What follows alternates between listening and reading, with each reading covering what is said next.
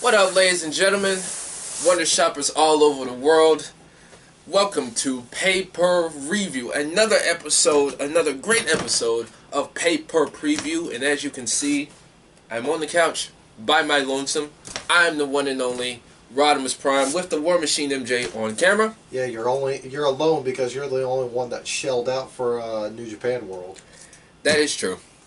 But anyway, I am going to review tonight the G1 Climax final. Now, I must say the G1 Climax tournament itself was pretty damn good. For those of you who don't know what the G1 Climax is, it's basically a 20-man tournament with a point system where if you win a match, you get 2 points. If you lose a match, you get no points. If it's a tie, you get 1 point. And each match lasts 30 minutes. And I must say, with the exception of a few matches, like that Kenny Omega Taro Yano match, each match was pretty good. You know, some matches were kind of meh, but overall the tournament was great itself. Now the win. So you're saying, comparatively speaking, it's like a takeover card. Pretty much. It's pretty good, but it's not the best. Exactly. Now, the winner of this tournament gets a guaranteed title shot at next year's Wrestle Kingdom, January 4th of every year. People like Yuji Nagata, Kenny Omega, Tetsuya Naito, Okada, they've all won the tournament before. Didn't Kushida win? Kushida? No. He won the Best of Super Juniors. Best Super Juniors, yeah. That's what I was thinking about. Because I know he won a tournament. Yeah, Best of Super Juniors. Yeah. The tournaments are usually where Bad Luck Fale has his best outings. Yeah, he's done pretty good. Forgot what they said his average point total was during the tournaments. But anyway, he had a pretty good showing. But before we talk about the finals from the 13th, let's backtrack, so to speak. August 11th and the 12th were two of the last three shows of the tournament. August 11th was Tetsuya Naito taking on Hiroshi Tanahashi, where Naito won that. And, of course, the 12th, the big match, Kenny Omega, Kazuchika Okada 3. This time, Kenny Omega finally beat Okada with the one-winged angel. It took him almost a damn year to hit that move on Okada and finally beat him. So basically this rivalry has went 1-1-1, one for Okada, a tie, that awesome 60-minute draw at Dominion, and Kenny Omega winning the night before the finals. But enough of all the small talk, let's talk about the finals. Now, before we get into the actual finals match, there were a few matches on deck. So we'll just start with an 8-man tag team match, so to speak. It was the team of Kushida, Jushin Thunder Liger, Tiger Mask, and Hiroki Kawato, one of the young lions of New Japan. They were taking on Suzuki-gun's own Yoshinobu Kanemaru, Taichi El Desperado, and Taka Michinoku. This match was okay. Now, basically, El Desperado, he's wanting a shot at the Junior Heavyweight Championship. And he's basically stolen Kushida's title. Now, Kushida is the Junior Heavyweight Champion / Ring of Honor World Television Champion. And, you know, like I said, both teams, they did okay. Suzuki-gun basically won the match. Yoshinobu Kanemaru, Taichi El Desperado, and Taka Michinoku, they won the match. Afterwards, all 8 men just started brawling all over the place. Kushida was going to make sure that El Desperado was not going to leave with his title. They even brawled in the crowd. They brawled outside the building. They were everywhere. But other than that, like I said, Suzuki-gun won. I'm giving this match a 2.5 out of 5. The next match was a tag team match. It was Yuji Nagata and Manabu Nakanishi taking on G.O.D., the Gorillas of Destiny, Tama Tonga, and Tonga Loa. Basically, Yuji Nagata, he made it known that this was going to be his last G1 tournament. Like I said, he's won the tournament before, and the crowd and even some of his opponents have given him so much respect, a legend in New Japan. And Nakanishi, being who he is, I think he was on injury, I can't remember. But other than that, you know, G.O.D. doing what they do, representing Bullet Club, too sweet. Too sweet. God got the win. Afterwards, Tamatonga and Tongaloa, they were in the ring with Nagata, and they basically gave him the salute, basically showing him respect. Like I said, he's a legend in the game. I don't know how many years he's been in the business, probably 30 plus years. But anyway, the crowd gave him a standing ovation as he left the ring. Like I said, God ended up winning the match 3.5 out of 5.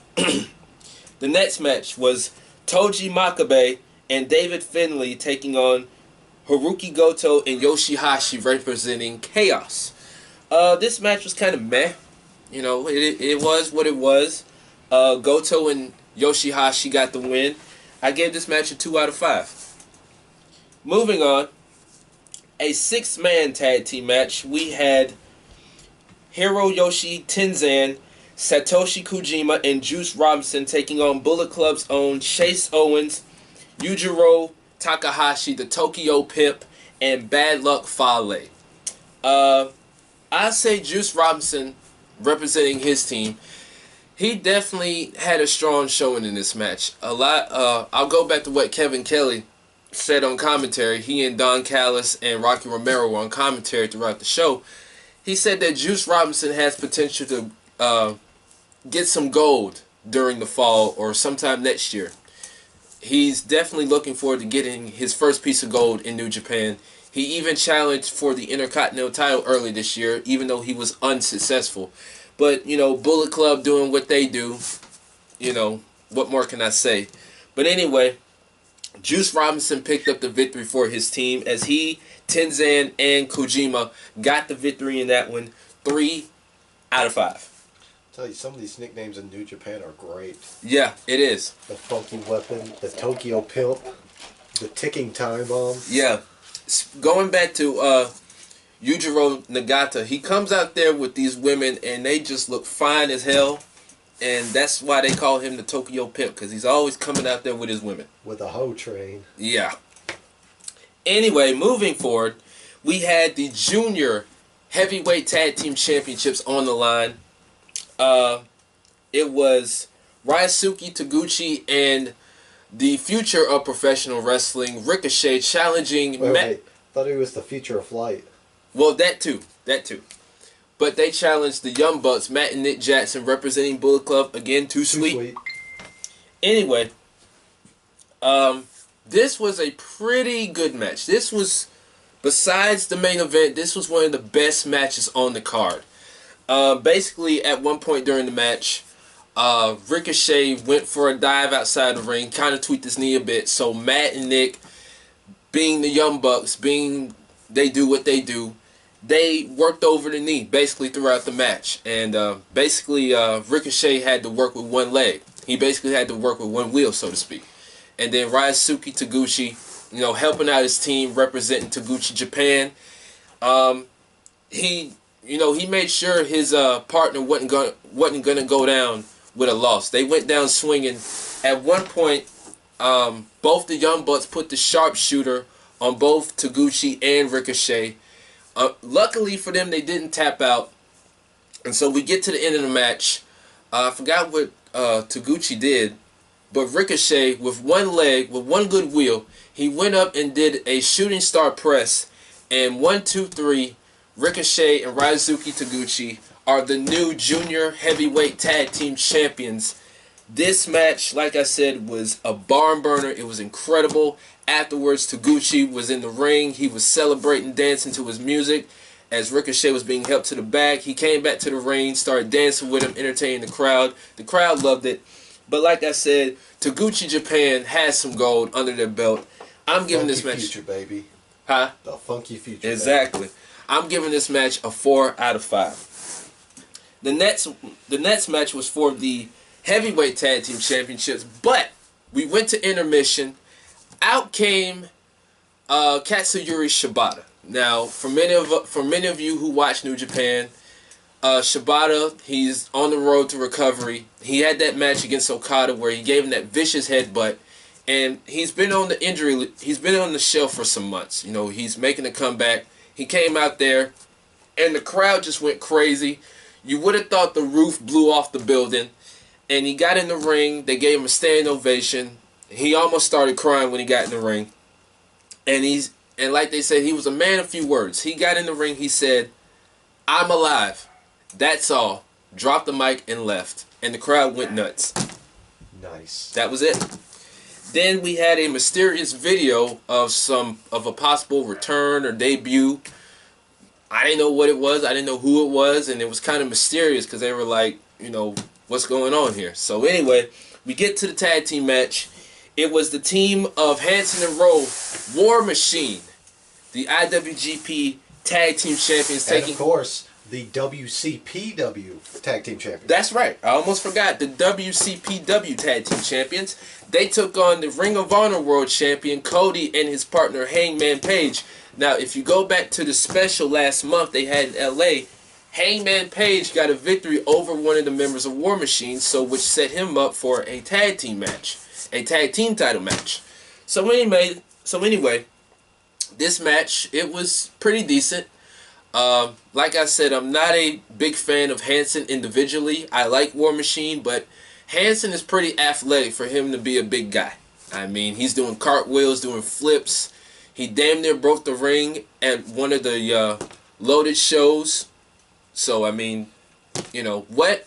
Just looking at these guys, it's unbelievable seeing how well they move. Yeah. Especially, isn't it Hanson that does the handspring? Yeah. Does the handspring? It looks like those ropes are about to snap. That's what I mean. Like, he did that thing where Tajiri used to do, like the springboard elbow thing. Yeah, the thing Cedric Alexander still does. Yeah, or kind of like when Jay Lethal does the lethal injection. I literally thought the ropes were about to break. But yeah, it's just a couple of big bastards that move like they're cruiserweights. Get the fuck out of here. I mean, you wouldn't have seen that 20 years ago, but now, I mean, like he said, you got guys 300, 400 pounds moving like they're $150. I mean, if Braun Strowman bust out a shooting star press, I'm done. I'm done. Fuck it. Anyway, War Machine ended up getting the victory. They are still the tag team champions, 3 out of 5. Now, afterwards, God came down to the ring. They issued the rematch. They want their belts back. Tama Tonga got on the mic. Him and his brother came down to the ring. He said, those belts belong to us, and we want our rematch. Now, before Rowe could say, we'll give you the rematch, he said, you want the rematch? And out of nowhere, KES comes back. Now, if you don't know who KES is, it's Killer Elite Squad. They've won tag team championships all over the world. Former NWA World Tag Team Champions representing Suzuki-gun. Suzuki-gun had a big night. Yep. They had a big night. I mean, they made their presence known throughout the show. Like Bullet Club and LIJ. Suzuki-gun definitely stole the show.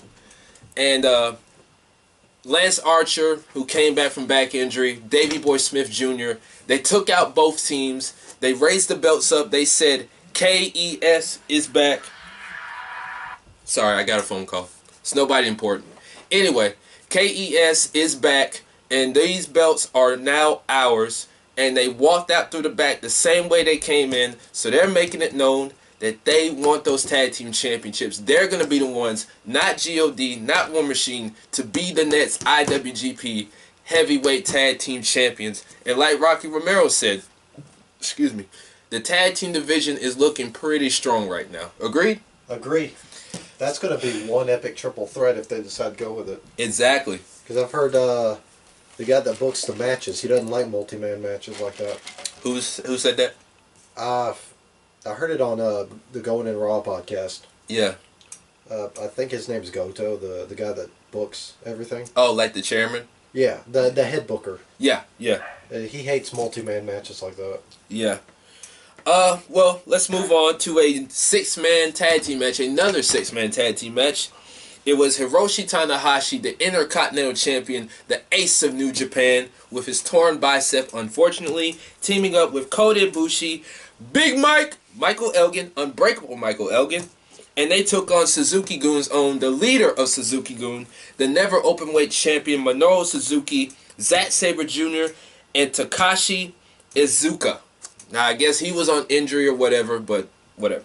Anyway, Minoru Suzuki, I'm going to get to him real quick. He's a scary man. He's somebody I wouldn't want to fight in real life. He's very scary. Oh, yeah. He had a really good match in WCPW against Joe Coffey. It was stiff. He was in WCPW? Yeah, he had one match against Joe Coffey. Oh, I don't remember. I probably never seen it. I probably didn't watch it. That was one of their earlier pay-per-views. Oh, okay. But anyway, basically, Suzuki-gun just beat the other team down, basically. It was somewhat of a match. Not really a match. Basically, a beatdown. Because, you know, they were just beating each other up on the outside. You had Elgin and Suzuki. You had Ibushi and Iizuka. You had Tanahashi and Sabre. So Sabre ended up getting the win. Just to sum all this up, he got the win for his team. He's the first person to tap out Hiroshi Tanahashi twice in 1 month. So looks like he may be in line for a shot for the Intercontinental title. He's might get a 4th belt. Yeah. Well, I don't think he's got any of the 3 belts now, but you know.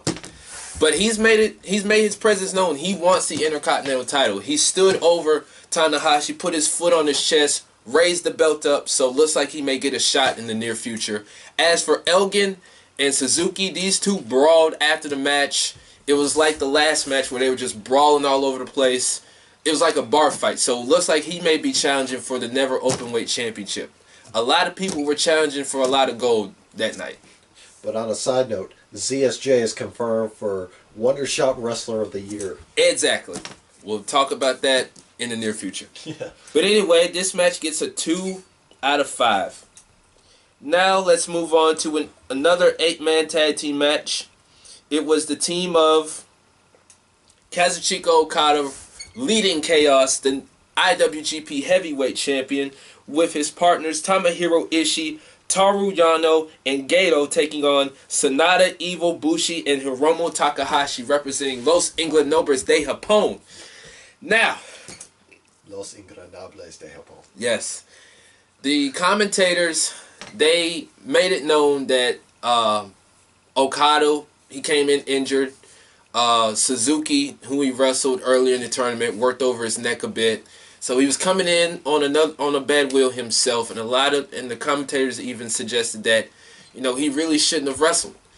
And you know, they were working on the neck. Evil was working on the neck, and you know, he did his best. You know, he does his usual kip up, but every time he does it, you know, he couldn't jump up all the way, being his neck was bothering him a lot. And so you know, he did his best to, you know, get through the pain, but it wasn't enough. Because Evil, Sanada, Bushi, and Takahashi, LIJ ended up getting the victory. Afterwards, Evil threw a bunch of chairs in the ring. And he powerbombed Okada on the chairs. Bad move for Okada. Again, bad neck. And so he rolled out of the ring. He could barely stand. And so looks like he may get a heavyweight championship shot in the future.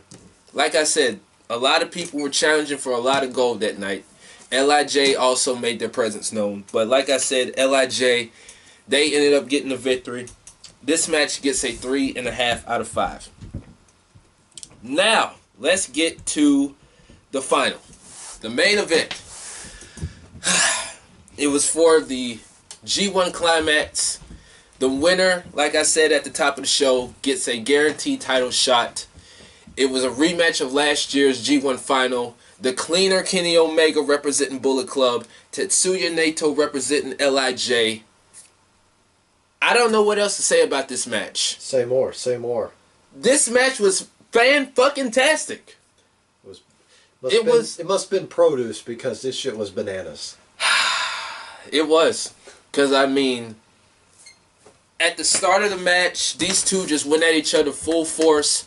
At one point early in the match, Tetsuya Naito gave a power driver to Kenny Omega on one of the announce tables, but it looked like Kenny hit his head on the edge of the table, so the table did not break.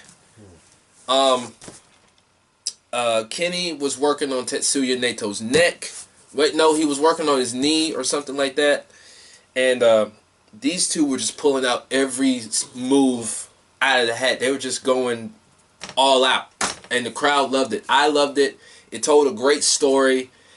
And at one point, Kenny was going to give him a powerbomb off the top rope, but he gave him a... Naito gave him a Hurricane Runner off the top rope. He reversed it. And so it was, like I said, it was an incredible match. But in the end,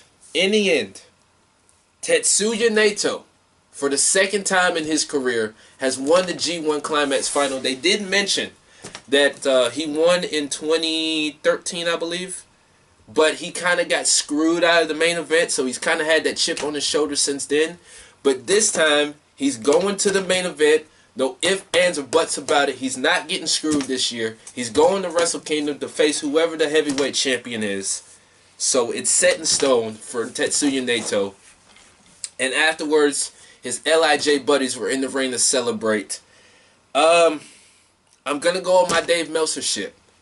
Now, he's rated each match when it comes to Kenny Omega when he's faced Okada 6 out of 5. I'm going to rate this match between Omega and Naito 7 out of 5. I'm breaking the scale. Now, you mentioned Meltzer. What did he rate this match? I can't remember.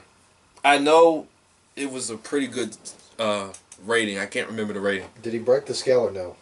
I don't think he did. Well, I think he's a very happy man when it comes down to New Japan because he's broken his scale like 7 different times this year. Yeah, so like I said, this match told a story. I mean, a lot of near falls, a lot of false finishes, so on and so forth. But Tetsuya Naito will not be screwed this time. He's going to Wrestle Kingdom January 4th next year, so look out for that. Now, match, superstar, and overall rating. Before he gets to that, let me ask a question. Okay. What if it winds up being Naito versus Evil? I would like to see that. Don't they both belong to LIJ or? Yeah, well, Nato's the leader of LIJ. Okay, I couldn't remember if Evil was LIJ or Chaos. No, he's LIJ. He's 1/3 of the never openweight 6-man tag team champions. Okay. But could you imagine them going to war over the belt? I would love to see that. I think that'd be a good match. It'd be great if they made it like, if they split LIJ into 2 factions. I read something where Dragon Lee joined the Mexican version of LIJ. He recently just joined. Oh, wow. Yeah. I like Dragon Lee. But anyway, match and superstar of the night go to, matches of the night go to the Junior Tag Team Championship match and the G1 Final main event. Superstars of the night go to Yuji Nagata, Taguchi, Ricochet, Kenny Omega, Evil, and Tetsuya Naito. And overall rating, I'll give this a 4 out of 5. So, I mean, like I said, it was a pretty good show. The main event, the tag team title match, Shibata coming back. He's made it known he's going to be back soon. Other than that, it was a great tournament. Their next tour, they're getting ready for Destruction. Destruction in Kobe's coming up sometime next month, so I'll be definitely looking out for that. But other than that, this is my review. War Machine on camera. What's up? I'm the one and only Rodimus Prime, and I will see you motherfuckers next time.